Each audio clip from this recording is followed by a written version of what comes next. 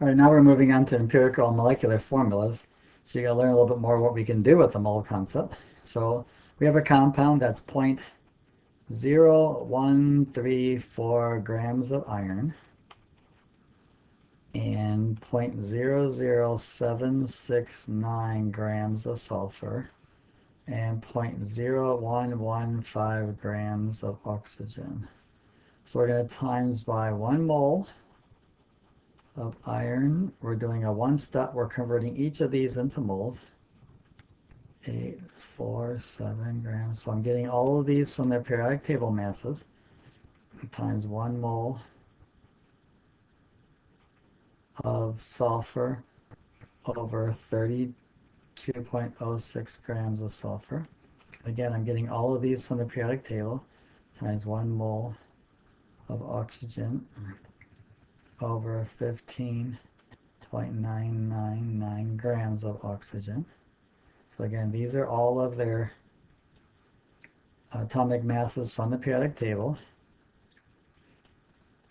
And we'll get all their answers. So this one is 0.0002399 moles, and that's iron. This one here is 0.0002399 moles of sulfur, and this one is 0.0007188 moles of oxygen. So we're done. The first step is convert all of them into moles. Now we'll divide the least moles into all the largers. So this is 0.0002399, which equals 1. Divide this one by 0.0002399, which also equals 1. These two, of course, were the smallest. I'm going to divide this one by 0.0002399, and I'm going to get a 3. What this means is there's 1 iron, 1 sulfur, and 3 oxygens. So we have discovered the empirical formula, the simplest whole number ratio for this compound. Now we can do this for molecular formulas as well. Now again, pause the video, try this next one, this empirical formula. And again, I provided your answer key for you. We can do something similar, except it's a molecular formula. So we're going to get an empirical formula, and then we're given one extra piece of information. The molecular mass is 318.32. Determine the empirical and molecular formula this time. So I'm going to take 75.46 grams of carbon, 4.43 grams of hydrogen, and 20.10 grams of oxygen.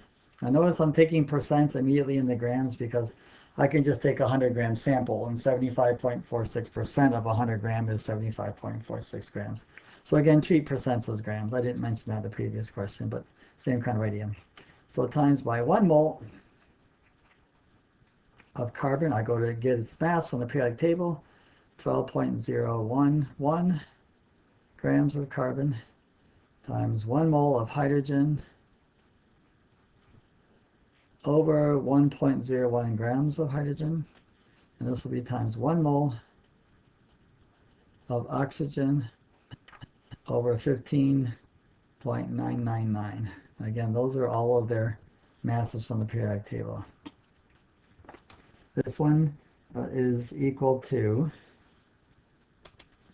6.238 moles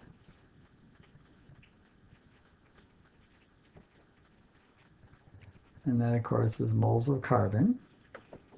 This one is equal to 4.386 moles of hydrogen, and this one is equal to 1.256 moles of oxygen.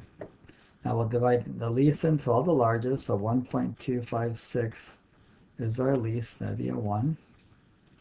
Divide this by 1.256, and we're going to get a 3.5. Don't round that one, right? That is 3.5. There's a reason why that came out to be 3.5.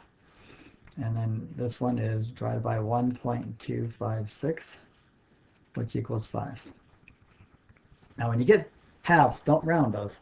What this means is you got to double all of these to get the formula for this. So this becomes C10H7O2. So it means that we have an odd to even ratio in our question. That's why you're getting that 3.5. So do not just simply round that to a 4. All right, next. Okay, so now we have to deal with this 318.32. This is the empirical mass, which is the simplest mass. Okay, I need to get the molar mass of all of these added together. We're going to be doing molar mass in the next video also. So I'm going to do it here. I've got 10 carbons. I have 7 hydrogens and 2 oxygens. I'm going to go to the periodic table.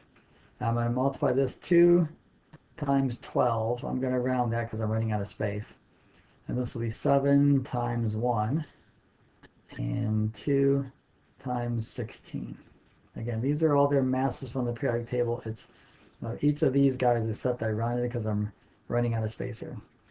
Okay, when we add this up, I'm going to get 159. And that's the grams of this small compound. It's supposed to be 318.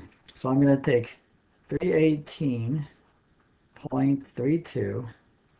I'm going to divide that by 159. And I get the whole number 2.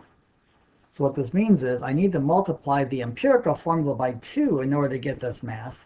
And doubling this leads us to C20 H14O4. And that's the actual molecular formula instead of just the empirical. So some compounds are covalent molecules, and they need us to get their molar masses and divide out and see how many times you got to multiply it by. So it's one extra step whenever you get a molar mass of a compound and you have to determine the molecular formula. Otherwise, it's identical to the empirical formula determination.